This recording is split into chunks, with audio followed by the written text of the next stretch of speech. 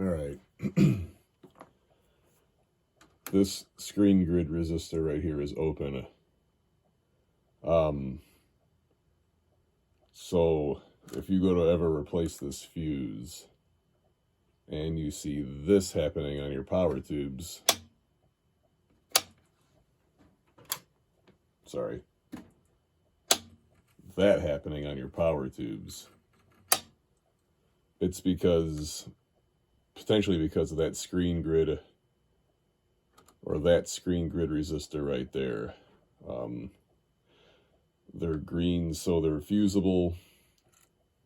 So you probably want to replace them with another fusible green or flame-proof resistor.